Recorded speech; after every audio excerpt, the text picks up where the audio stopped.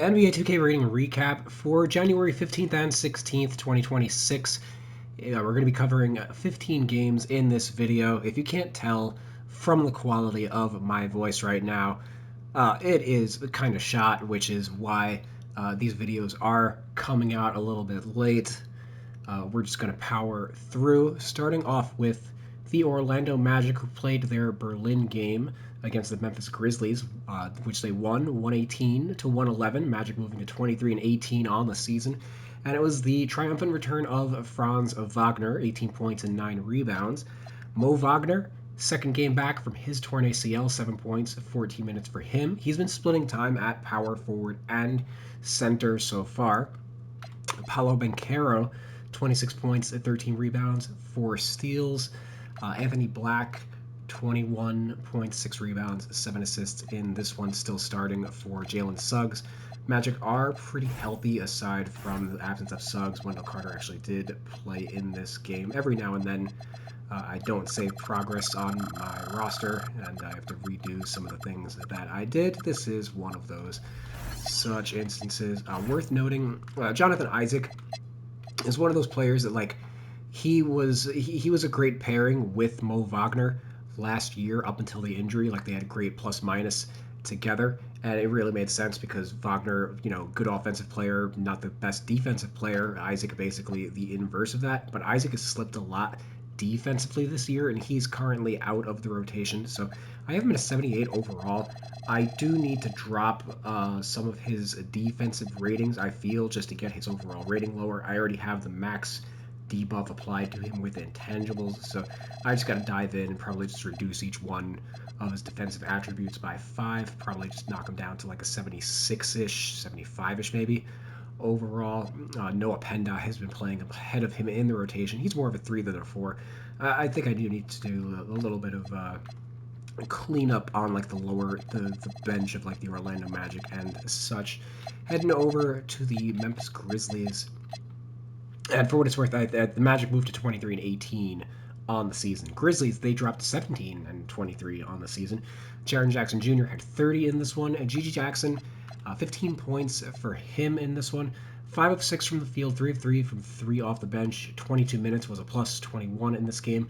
I changed the position for Vince Williams back to point guard again, since Ja Morant's probably not... I think the report came out that he's going to play the Sunday game that they have coming up, kind of at the behest of Adam Silver, because he's not really hurt. They were just kind of holding him out for a trade. It seems like so. But Vince Williams essentially been the backup point guard for Cam Spencer while Ja has been out. So I switched him over to the 1, and that makes, Gigi Jackson's been the backup small forward really since Ja went down. So I did want to notate that. I haven't done his rating yet, but just with the intangibles trickery, I am able to get him up to a 77, which is fine for now. I still have a ton of players that I still need to get to. Going over to Detroit. They moved to 29-10 on the season. They got back all of their injured players in this one. Cade, Duren, Tobias Harris, Beef Stew, they all came back. Cade, to varying degrees of effectiveness. Cade Cunningham, 10 points, 11 assists, 3 of 16 from the field. Jalen Duren, 16 and 18, big double-double. Tobias Harris with 16. Stew, 4 points, 2 blocks off the bench. Duncan Robinson led them in scoring with 19 points. And Jaden Ivey was also one of his better offensive games this year, 15 points in 17 minutes, 6 of 8 from the field.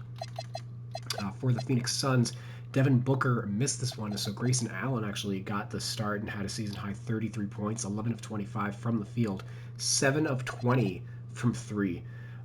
Colin Gillespie he had 18 and 6. Dylan Brooks, 16 points for him. Suns only shot 41% overall, though, against the tough Detroit defense. Moving over to Boston, as I take a nice big swig of water. 25 and 15 they moved to, with a 119-114 win over the Miami Heat. They move into second in the Eastern Conference as the Knicks also lost tonight. We'll get to them in a second. But Anthony Simons led the way with a season-high 39 points, 13 of 28 from the field, 7 of 16 from 3, played 34 minutes, was a plus 18 in this game. Peyton Pritchard, 2 points, 8 assists, 1 of 4 from the field, 24 minutes. Basically just Simons was hot, so they played him over him in this game. Derek White, also 8 points, 1 of 7 for the field. So this is one of those rare games where Pritchard and White were both off, but they were able to win in part because Simons exploded in a big way. And the Celtics, I feel like they felt like maybe they were going to get more games like this from Simons. So better late than never. We'll see if he's able to carry any momentum coming into the trade deadline. Certainly this might boost his value ahead of that. And Jaylen Brown, of course, had his customary 27 points in this one to get the dub over the Heat. Let's go over to the Miami Heat. They dropped to 21 and 20. Davion Mitchell was out for this one, so Tyler Hero got the start at point guard. He had 22 points, and Jaco Sionis, he played off the bench. Whoa, I have him at shooting guard? Yeah, actually, that makes sense because he has been playing kind of a combo guard for them. Drew Smith is the backup point guard and has been playing next to Jaco Sionis in a bunch of their lineups. But in this one, he played more point guard. He had 12 points off the bench, 8 assists, 27 minutes. Norm Powell, he also had 26 in this one. Bam, 22 points. Where 3 points, 1 of 5 from the field. Only 9 minutes of action. He's been under some scrutiny from Coach Eric Spoelstra at the moment, so I wouldn't be surprised if that dropped his overall rating a point or two once we checked back in on him. Going over to the Thunder, they moved to 35 and 7, 111 and 91 over the Houston Rockets. Shai Gilgeous-Alexander, 20 points to keep that streak alive. Chet Holmgren with 18. Jalen Williams, 6 points, only 2 of 11 from the field, but he did have 10 assists in this one. AJ Mitchell, he had 17 points off the bench. Kind of a low-scoring affair for the Thunder, won with their defense, of course, as they clamped up the Rockets. Rockets dropped to 23 and 15 in this one. KD, only 7 of 23 from the field, 0 for 5 from 3, after posting a season-high 39 points in... Actually, I can't remember if that was his last game or if they played again in the next day's games. But KD, yeah, not the best performance in this one. Jabari Smith Jr., 17 and 10. Alperen Şengün, 14, 13, and 5 for him. 7 of 15 from the field, but no free throw attempts.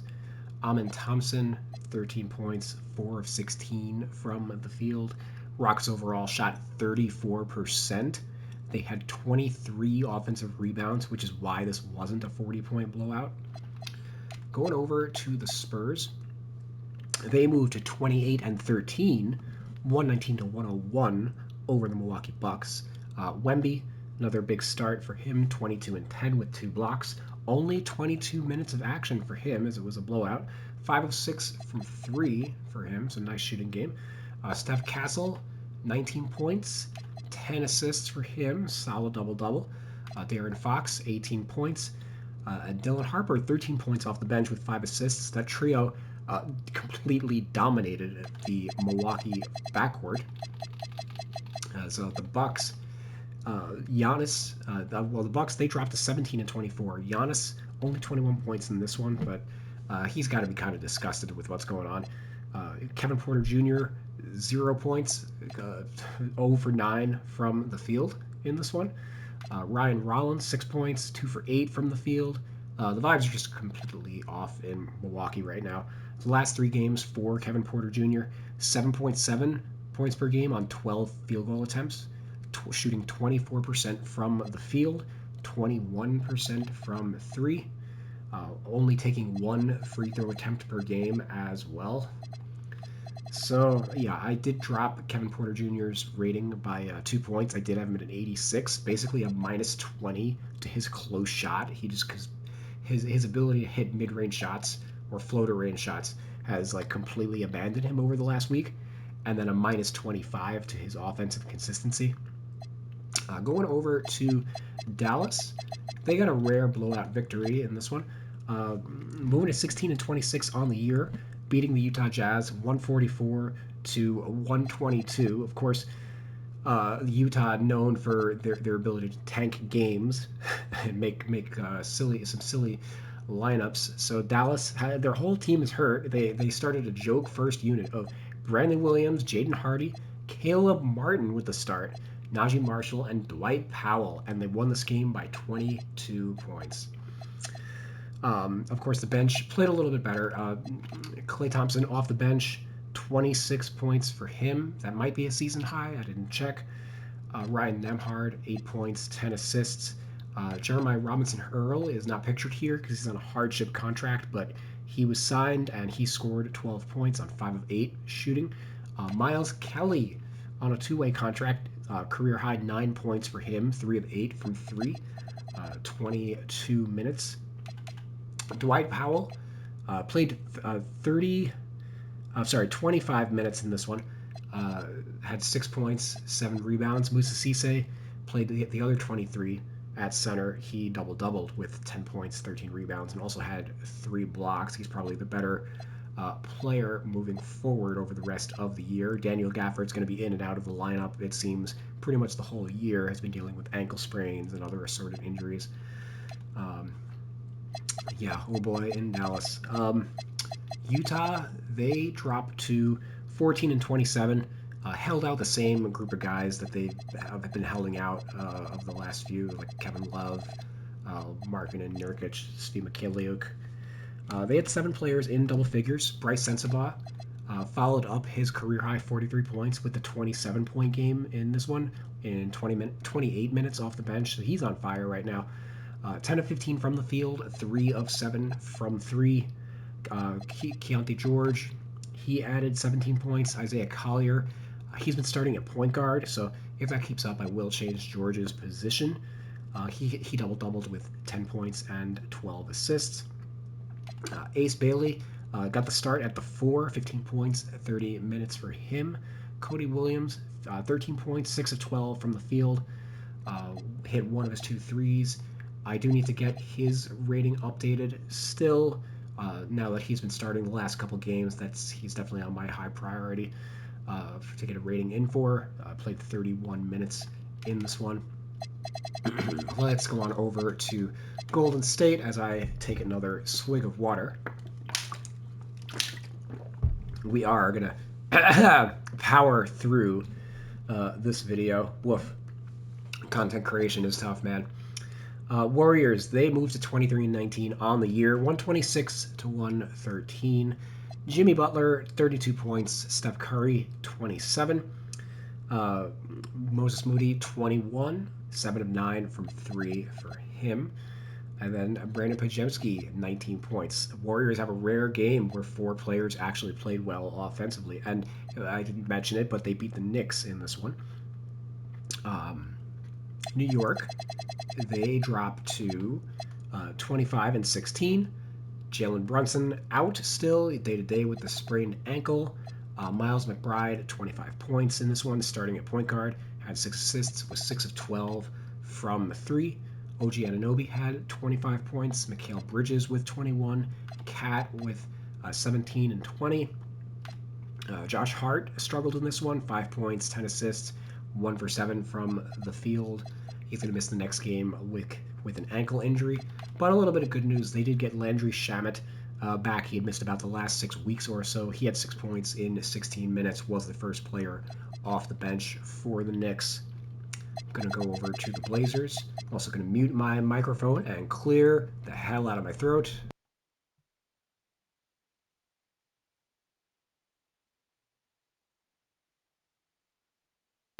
La la la la la la. Okay. Woo.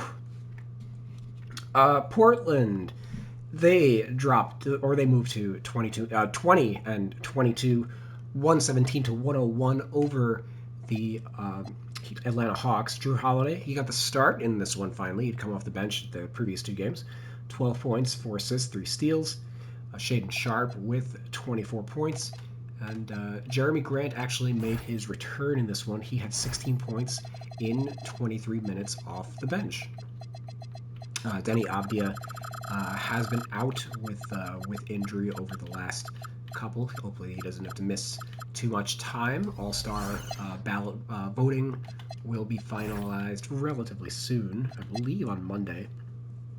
Going over to Atlanta, they dropped to 20 and 23. Onyeka Okongwu, 26 and 9 for him. Jalen Johnson has been struggling over the last couple games offensively. 12 points, 11 rebounds, 6 assists.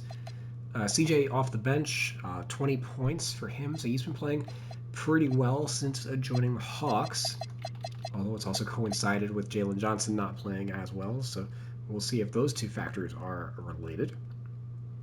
Charlotte Hornets, they moved to 15 and 26 with a big win over the LA Lakers. 135 to 117. LaMelo Ball, 30 points, 11 assists. 10 of 20 from the field, 9 of 17 from 3. Brandon Miller with 26 points. Miles Bridges with 25. Con Knipple with 19. Lakers still struggling on the defensive end this year. They dropped to 24 and 15. Luka with 39 points. LeBron 29, 9 and 6. Jake LaRavia 18. He's still in the starting lineup despite Rui Hachimura coming back. So I did decrease the intangibles buff I had on Hachimura to get him down to a 78 from an 80. DeAndre Ayton had 12 points. Marcus Smart had 10, but still, the team is essentially, it's Luka and LeBron, and then whatever they get from everybody else is kind of, they don't have a lot of offensive talent on this team or a lot of defensive talent. They need to do something ahead of the deadline, whether it's trading Austin Reeves or one of these other guys. We will see. And that wraps up the January 15th games. So let's get started on the 6 games that were played on the 16th. Starting off with the Indiana Pacers. They got another big win. I think they're 4 and 5 in their last 5 games. Moved to 10 and 32 on the year, 127 and 119 over the Pelicans.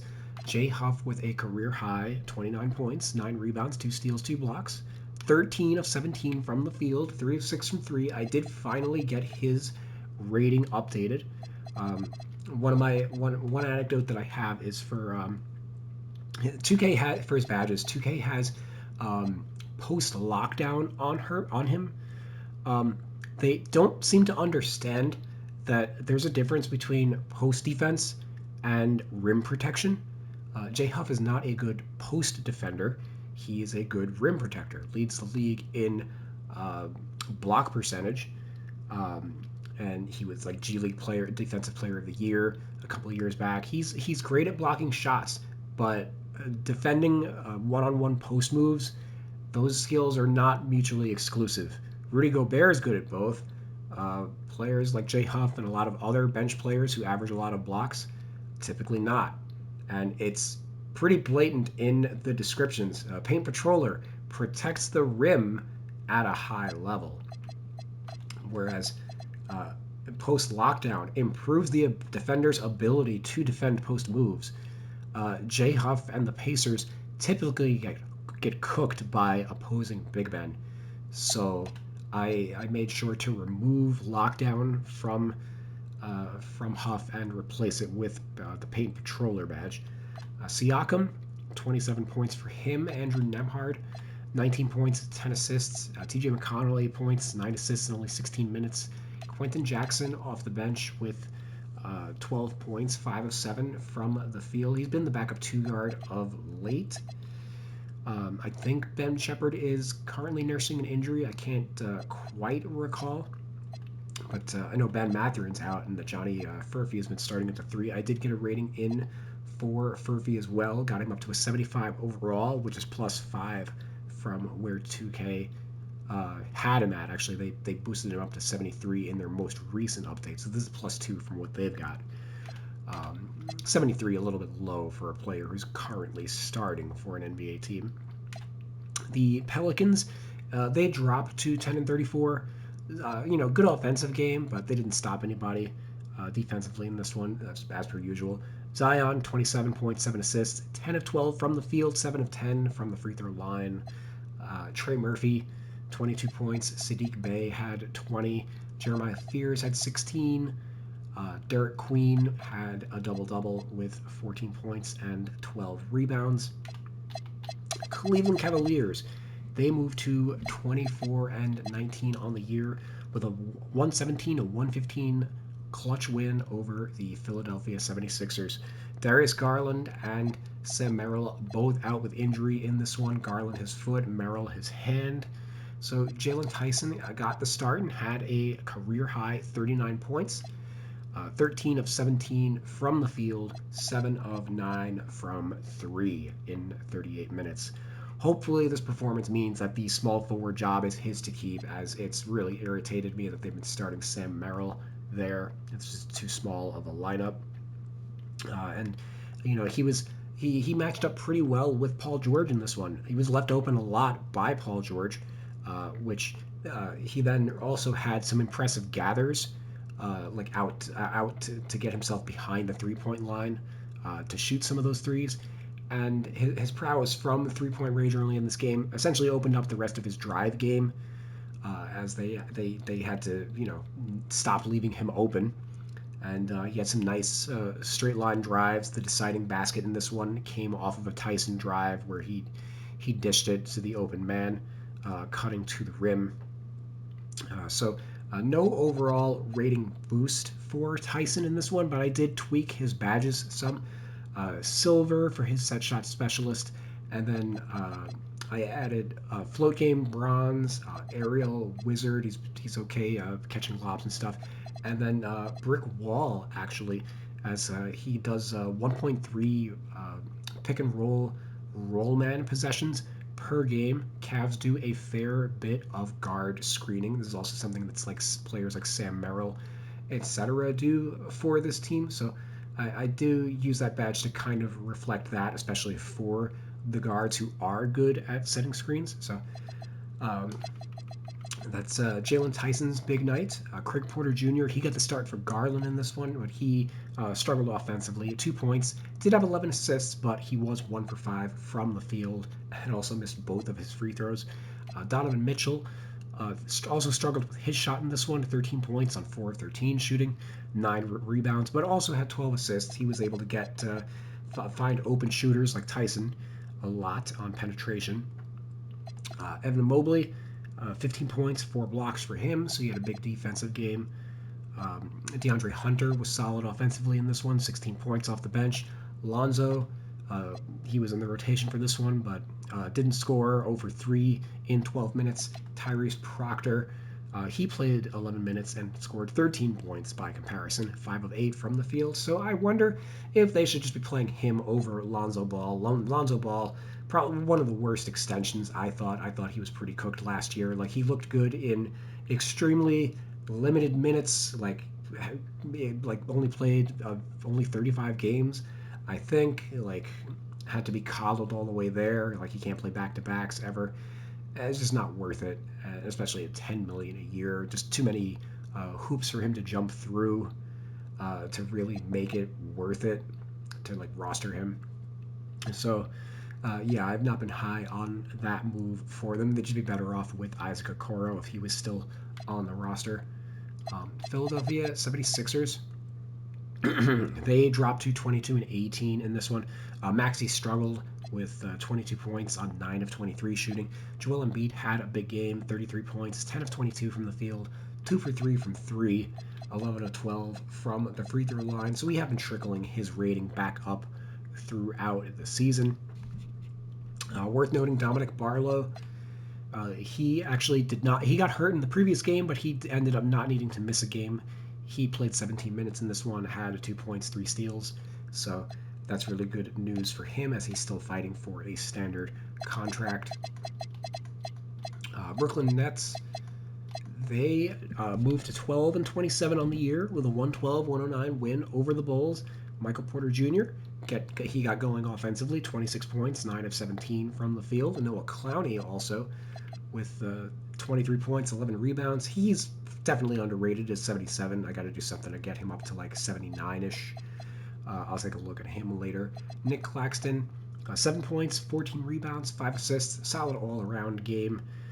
Day'Ron Sharpe, 14 points off the bench in this one. Danny Wolf, also 13 points off the bench. Again, they were playing against the Bulls, so it definitely explains why some of their front court players, got more points than usual. Dwight Powell got another start at the 2 guard. Struggled shooting in this one though. 3 points, 24 minutes, 1 of 7 from the field, but more important note is Terrence Mann came off the bench again, had 5 points, 17 minutes. He wasn't much better. And Cam Thomas has been the backup too, so we're probably going to end up changing Terrence Mann rather, to small forward just to kind of balance out the rest of the lineup. Yegor Doman, 5 points, only 19 minutes for him. I wasn't sure if it was due to injury or just like the matchup as the Bulls start Trey Jones, who is a faster, smaller point guard, and Doman, 6'8", 200, not a great defensive player against speedy guards. So that might have resulted in his short leash tonight. Nolan Traore played 28 minutes, had 8 points, 7 assists, so probably the best game of his career so far. Chicago Bulls, they dropped to 19-22 on the year. Nikola Vucevic, 19 points.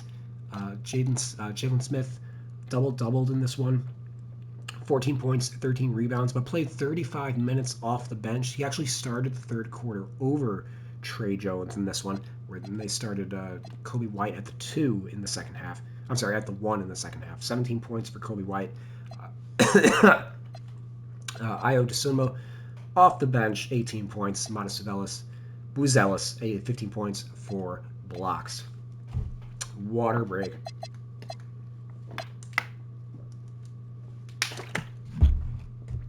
We're almost through. LA Clippers. LA Clippers. They moved to 18-23. They've been powering through the season, just like I am right now. 5-game winning streak for the Clippers. Another one. 121-117 in overtime over the Toronto Raptors. Kawhi Leonard actually missed this game, so James Harden carried the way offensively with 31 points and 10 assists. Zubats, double-double, 16 and 14. Chris Dunn, 15 points, 4 steals. The other guys that have been sidelined in the front court were all out, so Kobe Sanders started at the 3. Where is he? At point guard, of course.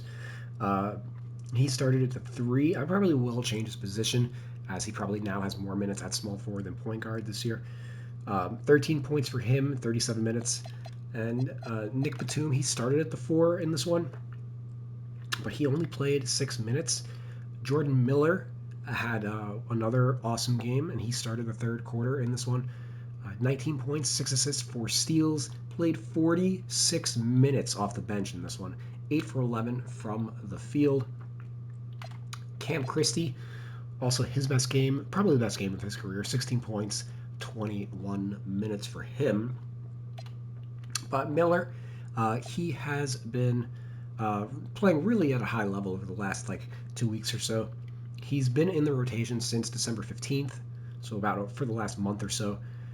Last 5 games, 15 points per game, 4 rebounds, 3 assists, 32 minutes per game, 65% from 2-point range, and then 47% on his threes. And of course, the Clippers are 5-0 in all of those games, so big boost for him. 78 overall, a +4. He's right there with Ryan Nembhard for highest rated two-way contract player, along with Dominic Barlow, I believe. He was on a standard contract last year, but just due to luxury tax and the second apron and everything, he came back on a two-way just to stay with the organization. He will eventually end up back on a standard contract after the trade deadline, once they cut some of the dead weight from this team. He is going to be firmly ahead of Bogdanovich, for example, once he comes back from injury. Toronto Raptors, they dropped to 25-18 on the year. Scotty Barnes, 24, 7, and 6. Brandon Ingram with 19. Jamal Shed continuing to start at point guard, 15 points, 13 assists in this one. Ochai Agbaji got the start at the 2 as they're dealing with a lot of injuries in the backcourt.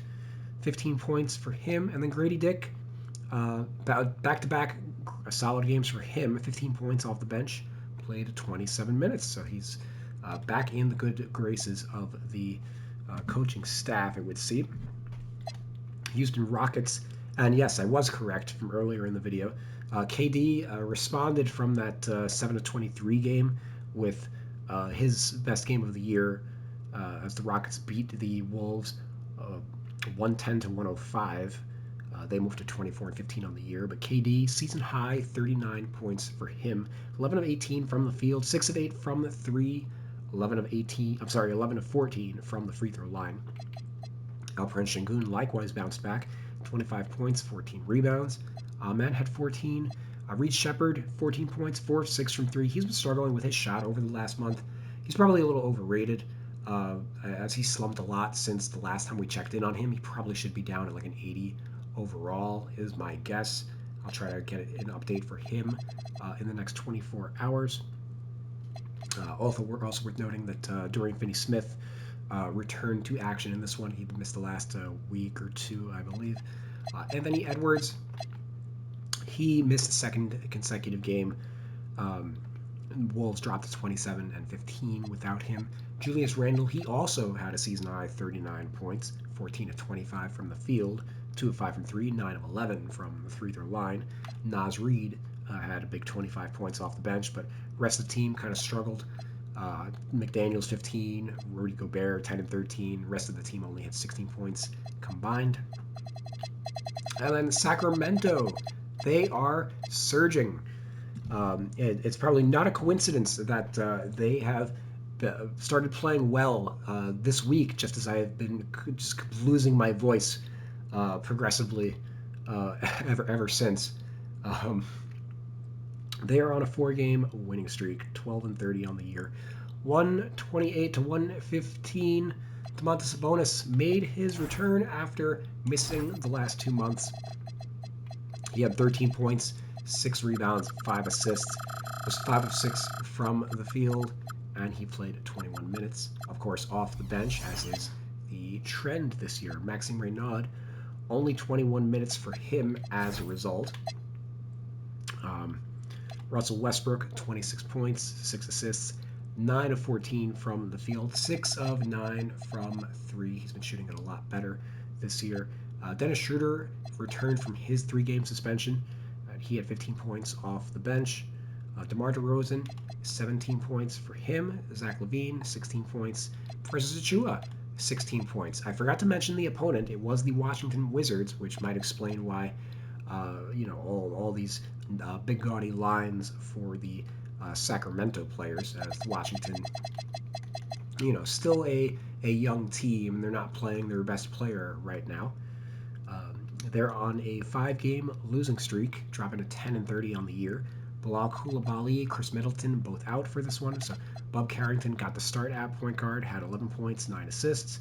Justin Champagnie started at the 4, 15 points, 7 rebounds for him. He's just a better player than Chris Middleton. I don't know why they haven't just unleashed Champagnie at this point. They're just kind of honoring the veteran, I guess, as we get closer to the trade deadline, when he'll probably inevitably be bought out. Alex Sarr, 19 points for him. Trey Johnson, 18 points. He's probably going to stay in the starting lineup for the rest of the year. Keyshawn George with 15 points. Malachi Branham with 13 off the bench. He's now in the rotation just due to all the injuries, specifically to Coulibaly, and also trading CJ McCollum. Cam Whitmore, for what it's worth, officially going to be out for the year with his blood clot issue, unfortunately. So that again means that Champagnie has a wide open path over the next 3 months to really make some headway and carve out a name for himself. And that was our NBA 2K rating recap. I recorded these games after. I'm doing this Sunday morning at 2 a.m. So I've already seen a little bit of what's gone on in the NBA. I think Anthony Edwards either had a season high or a career high, 53 points, I think. So he came back from his injury in a big way. I'm gonna stop recording and then start breaking down that tonight's games, go to sleep, and then hopefully in the morning my voice will be in better condition for recording. If you stuck with me this long, you deserve a medal. Apologies for this not being the easiest listen, but it's important to get this information out to you guys. To I haven't been doing a ton of rating and roster anecdotes throughout, but there were a few more in this video. I did want to try and get some of those in. So it is important for me to catch up and just do each of these things, daily, so that I can give you up to the minute anecdotes and breakdowns of what's going on in the NBA every single day. Thanks again for watching. I'll see you guys tomorrow. Peace out.